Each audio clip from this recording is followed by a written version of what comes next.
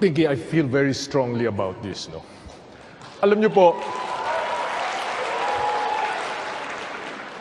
sa larangan ng bigas, unang-una, nakakadismaya na ang ating pera pupunta pa sa Thailand, sa ibang mga bansa para makakain lamang tayo. Samantalang may mga magsasakang Pilipino na kaya naman nilang i-produce yung pangangailangan natin. Ang average harvest, ang average yield sa Pilipinas is 4 tons per hectare. Ito nagagawa at magagawang 6 to 8 tons per hectare. Ibig sabihin, dodoble ang kanilang kita kahit hindi pa lumaki yung lupain na sinasaka nila. Ito nagagawa na, you know where? Negros Occidental. Isang probinsya na kilalang kilala para sa tubo. Ngayon, they have 30,000 hectares averaging 6 tons per hectare. And going to 8 tons per hectare. Certified seeds, ang importante, tulong sa mga magsasaka, at murang pautang para hindi sila baon sa utang. Hindi pa nila na itatanim yung kanilang sasakahin, naiutang at nabenta na nila. Pangalawa, post-harvest facilities. DA natin mismo nagsasabi, 25% ng inaning palay hindi nako-convert into rice dahil purol yung treasure, dahil binibilad sa kalye. So we can improve, we can double the income of the farmers and as well as increase it by 30%. Thank you. Secretary Roxas. Natin ngayon yung bagong panukalang batas na yung tinatawag na rice tariffication. No? Importante po na mapababa ang presyo ng bigas dahil yan po ay malapit sa ating sitmura, at sa tingin ko po, no, kung kulang talaga ating produksyon ng bigas, tayo kumalap sa ibang mga bansa. No? Pero importante rin na yung papel din ng NFA ipagpatuloy natin. Sa proseso na nagkakaroon ng stockpile ng NFA, dapat kung anong dapat na presyong ibigay sa ating mga lokal na mga magsasaka, ibigay na natin. Binabayaran naman natin ang mga dayuhang mga magsasaka. No? So kung ano yung bayad natin sa kanila, ibigay na rin natin sa mga lokal na mga magsasaka yung ganung presyo na pinambibili natin. Pangalawa, importante pong labanan pa rin ang korupsyon dyan sa NFA. Alam po natin, kaya tayo nagka-problema dahil sa issue ng korupsyon. Kinakailangan po mapanagot yung mga hindi bumili ng mga panahon na dapat sila bumili ng bigas, at importante yung mga maparusahan, yung mga nagkalap ng bigas na hindi naman nakarating sa taong bayan. Sa akin, it's still about the rule of law. It's still about enforcing our laws against graft and corruption. Kaya po nagkulang bigas, nagkaroon ng korupsyon dyan sa NFA. Well, naniniwala po ko na ang trabaho sa Pilipinas ay para po sa mga Pilipino. Ang tanong, mayroon ba talagang sapat na mga manggagawa, lalong-lalo na doon sa mga industriya na nangangailangan? Kailangan po ng masusing pag-aaral kung ano talagang kakulangan natin at kung meron ba tayong sapat na manggagawa para gumawa nito. Huwag nating kalimutan na 11 million ng mga Pilipino po nagtatrabaho rin sa iba't ibang bansa. Bakit? Dahil sa mga bansang ito, hindi sapat ang kanilang mga manggagawa. So sa akin po, kailangan magkaroon tayo ng inventaryo. Ano ba talagang kinakailangan natin sa build at anong kailangan ng mga pribadong sektor? Pag-aralan natin ilan ang available na market natin dito. Siyempre po, kinakailangan ang gobyerno mag-train ng mas maraming skilled and semi-skilled workers na kinakailangan natin dito. Pero kung talagang kulang, doon natin bigyan ng mga legal ng permits at kinakailangan ipatupad ang mga batas. Meron naman po mga palantutunan kung kailan nagpapayag tayo na mag-empleyo ng mga dayuhan. Isa po dyan ay walang Pilipino na kayang gawin ang trabahong yan. Importante na mapatupad yung batas na yan dahil kung hindi po, hindi mapapangalagaan talaga ang interes ng mga Pilipino. Thank you, Secretary Roque. No to Chinese workers coming in and replacing Filipinos. Wala naman. Anong pinag-uusapan natin dito? Sa construction, pagkakarpintero, pagtutubero, pagiging mason, kaya ng Pilipino yan. Maraming Pilipino ang may kayang gampanan yung trabahong yan. Sa mining, sa paghuhukay, maraming mga Pilipino, small scale, large scale, mga Pilipino kaya yan. Pati sa online gaming, para sa akin, hindi maganda na ang ating ekonomiya ay nakasandal sa pagsusugal. Kasi isipin natin, no? Ang dahilan kung bakit nandito yung mga online gaming na yan ay dahil ipinagbabawal sa China. Sila mismo. Illegal ito sa kanila. Bawal ito sa kanila. Kaya tayo ngayon ang nagtatrabaho dito. Ngayon, sandali lang. Last point, no? May mga kasunduan tayo sa pagitan ng Pilipinas at China na kung saan yung so-called official development ng China, bahagi ng kasunduan, may provision doon na nagsasabi dapat Chinese workers ang magtrabaho doon. Kung ganun ang tulong nila sa atin, yung ayuda, yung pautang nila sa atin, hindi na bale. Issues raised, the change of ownership without congressional approval was another. Our question is, should the government review the provisional third telco rights given to Ms. Latel, or should a new round of bidding be conducted? Secretary Rojas. If the question is, do we want a third telco in our country? The answer is yes. More competition, better service, lower cost to the consumer. Should it be this particular telco? Well, the evidence and the compliance with our rules on franchises should determine that. No? Ang mahalaga sa akin ay serbisyo para sa ating mga mamamayan. You don't know this, but there are nearly 1 million Filipinos na naghahanap buhay sa pamamagitan ng internet, dagdag pa doon sa mga call centers at IT BPO. These are Filipinos who teach English, who edit manuscripts, who write research papers, and the like, na ang kanilang pamamagitan para ma-access ang kanilang mga customer ay sa internet. They work from home. Hindi na sila dagdag doon sa problema sa traffic. Ang kanilang pangangailangan ay access to the internet. Ito yung pinaka-pamamaraan nila para ma-fulfill nila yung kanilang serbisyo na binabayad sa kanila.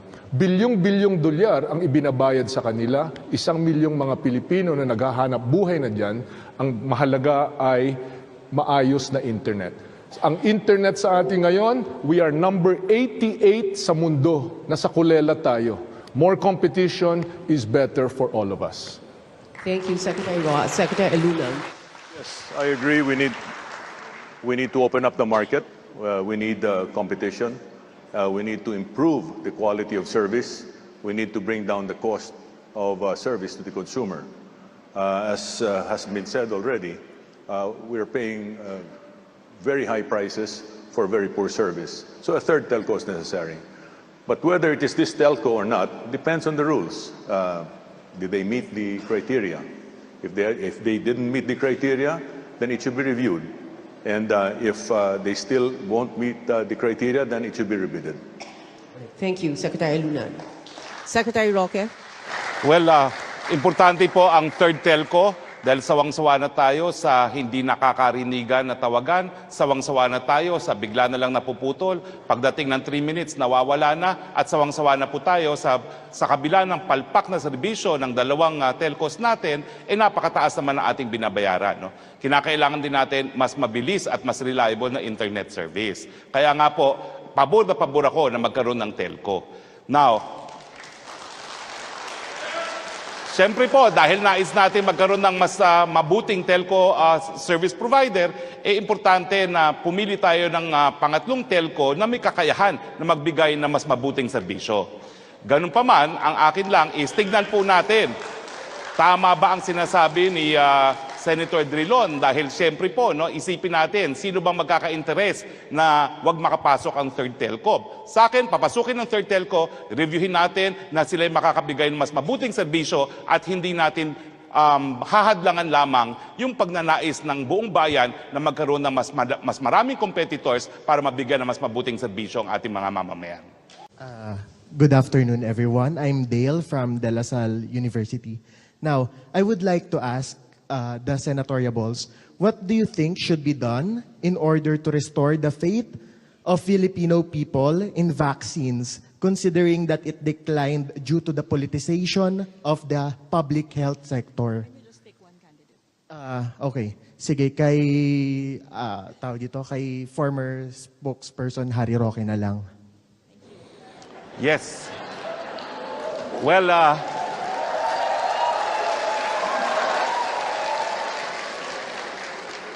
I agree po with the position of the President. Hindi po pwedeng emotional, hysterical reaction tayo. Kinakailangan magkaroon tayo ng advice galing sa dalubhasa.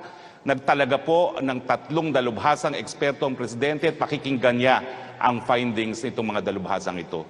So kung mapapansin niyo po, ang Presidente is very cautious in commenting on the Dengvaksha issue. Sinabi niya nung una, if he were president at that time, he would have done the same thing. But at the same time, tinitignan niya, pinapatuloy investigasyon kung may pananagutan talaga yung Sanofi. No? Pero hanggang ngayon po, nag-aantay tayo ng findings ng mga dalubhasa, and I think the sooner that it is released, the better. From social media, the question is, what drives you to run again in public office? Alam nyo, tumawid na ako sa pagiging senior citizen itong nakaraang mga taon na ito. No? Wala sa itsura.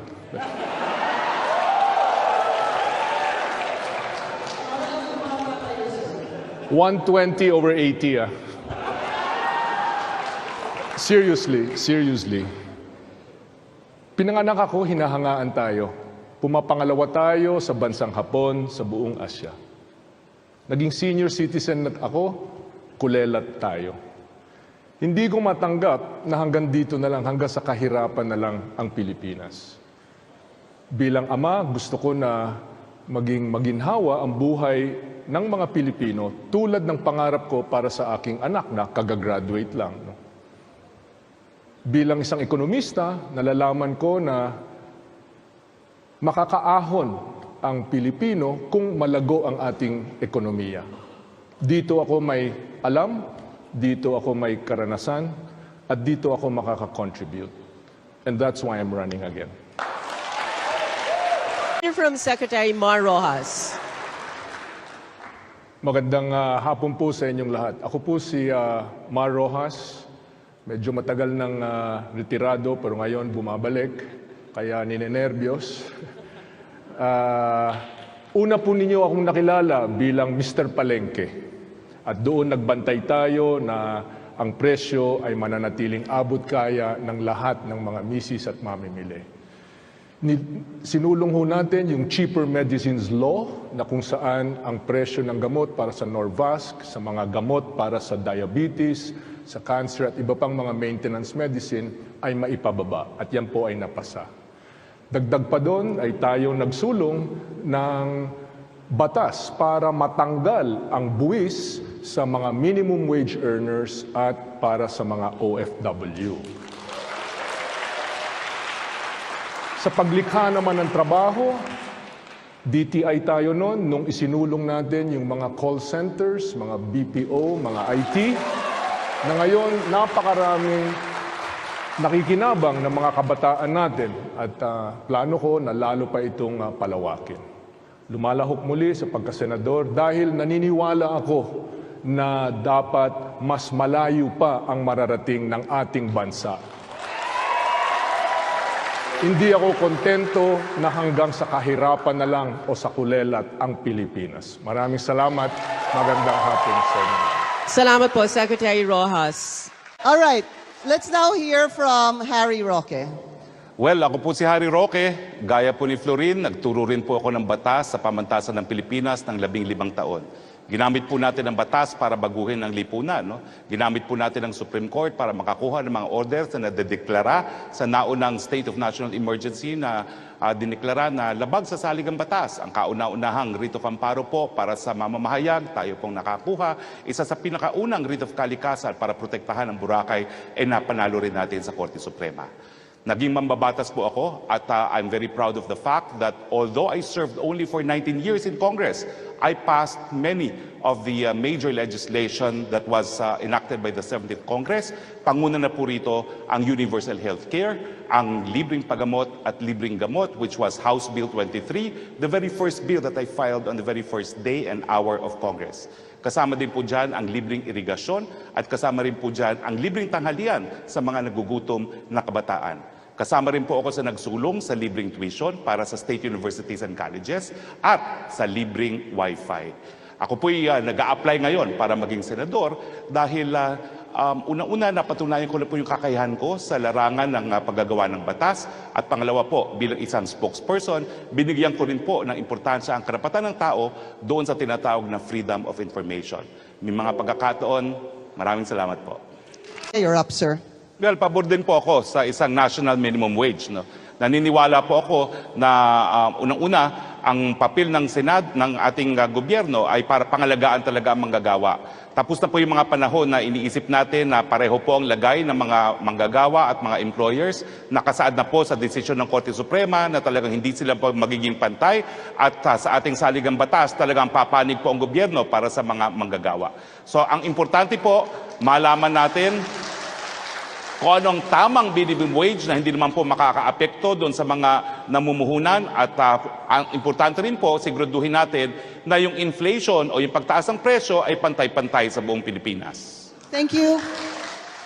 Any of the candidates, what do they think? Harry, Okay. Ako? Yes. The question can be answered by any of the candidates. Their thoughts about unverified or fake accounts on social media asking questions in this debate. Well, ang tingin ko po dyan, may pananagutan yung mga intermediaries, no, na kontrolin kung ano yung mga impormasyon na pinapakalat nila. No. Ako po ay para sa malayang pananalita, pero at the same time, dahil kumikita naman yung mga providers na yan, at saka yung mga Facebook at iba pang mga forums, no, silang dapat magsiguro na hindi nagagamit ang teknolohiya at ang kanilang mga negosyo para sa mga fake news. Well, importante po talaga ang data privacy dahil ang pinagmumulan po niyan yung karapatang pantao to be secure in one's privacy, no, na nasa saligang batas. Isa po tayo sa mga nagreklamo na laban doon sa COMELEC at nagkaroon po ng desisyon ng National Privacy Commission na nagsasabi na naging pabaya ang COMELEC, no, at dapat managot at ito ngayon naging dahilan para maging isa to sa mga basihan para ma-impeach yung dating COMELEC chairman Andres Bautista. Now, ang tanong is, anong dapat gawin sa Senado? Well, meron na po tayong batas, no? Doon po sa batas na binuo natin na tinutulang ko yung provision sa libel, no? Pinaparusahan naman po doon yung hacking, no? At hacking po talaga ang pinagmumulan ng problema pagdating sa national sa privacy implementation, no? Sa akin po importante na ang Senado will focus on yung make ensuring na lahat ng number one, opisina ng gobyerno ay sumusunod doon sa batas. Ngayon po nalalaman natin ang mga lumalabag sa batas ay COMELEC. Pangalawa, DFA. No? Bakit mga gobyernong opisina pa ang hindi nakakasunod doon sa National Privacy Act? Tingin ko po isang dapat yan na tignan ng ating pamahalaan at bilang isang mambabatas, tignan po natin kung makakabigay tayo ng incentives doon sa mga kumpanya na magbibigay pa ng teknolohiya para lalo pang maprotektahan ang data ng mga mamamayan. Thank you. Magandang hapon at maraming salamat muli sa inyong lahat. No? Malinaw sa akin yung misyon na tatahakin ko. Tutulong sa pagpapalago ng ekonomiya. Dito nakasandal ang lahat ng pamilyang Pilipino. Unang-una, i-repeal ko, hahain ako ng panukala para ma-repeal ang probisyon sa paglalagay ng buwis sa produktong petrolyo na nakapaloob sa Train 1 at Train 2. Simpleng-simple lang po yan. Alam natin na domino effect yan. Pag nagmahal ang transportasyon, nagmamahal lahat ng pangunahing bilihin. Pangalawa po, tututulan ko yung kilos ng Department of Finance na tanggalin ang mga incentives na siyang nag-iimbita o nag-aalok para mga investor ay dito magtayo ng kanilang mga pabrika, ng mga pagawaan. Paano tayo lilikha ng trabaho kung ang mga investors ay hindi natin i-welcome dito? Dapat swabe silang makapasok dito, ayusin natin yung mga red tape, lumabas yung pagkabisaya ko, red tape, ang mga red tape, para nang sa ganon, mas mabilis silang makapaglikha ng trabaho dito sa ating bansa. At pangatlo po, yung sa internet. Napakahalaga po. Ito yung highway ng sa ngayon at bukas. Kung dati may kalye, ngayon internet. Napakahalaga po na pilitin natin itong mga telcos sa pamamagitan ng kanilang mga prangkisa na pabilisin ang kanilang internet, ayusin ang kanilang serbisyo. Maraming salamat, Secretary Mar Rojas. Up next, ayan na po. Secretary Well, Harry Roque, go ahead. Maraming salamat po sa CNN at nagkaroon tayo ng ganitong pagpupulong. Importante po na malaman ng taong bayan kung ano talaga ang mga posisyon ng mga kandidato sa mga importanteng issue na humaharap sa atin. Anong gagawin natin? Unang-una po, bagamat 16 na buwan lang tayo nanilbihan sa Kongreso, sisiguraduhin po natin yung mga nais sa batas natin ay mapatupad ng tama. Nandyan po yung universal healthcare, libreng paggamot at paggamot sa kauna-unahang pagkakataon ng ating kasaysayan. Importante po gamitin ang oversight function ng Senado para masiguro na ang korupsyon ay hindi maging hadlang para magkaroon ng libreng paggamot at paggamot ang lahat. Importante rin po na bantayan yung implementasyon ng ating sinulong na batas na libreng tanghalian sa ating mga kabataan, no? At saka libreng irigasyon. Yung libreng tanghalian po, hayaan nyo po ngayon, hindi lahat ng kabataan ay napapakain. Yung mga nagugutom lamang. Pero susubukan po natin, palawakin pang programang ito pag tayo nakarating ng sulado, dapat lahat ng estudyante sa elementarya kasama ang high school magkaroon po ng libreng tanghalian. Nandyan din po yung irigasyon. Ang problema po, bagamat libre na po ang irigasyon, ang kailangan po, doblehin po natin ang irigasyon pa sa bayang ito. Pag ako po'y nandun na sa Senado, unang ipa-file natin, zero hunger bill. Dapat wala nang nagugutom sa Pilipinas sa loob ng 10 taon. Salamat po. Thank you, Secretary Harry Roque.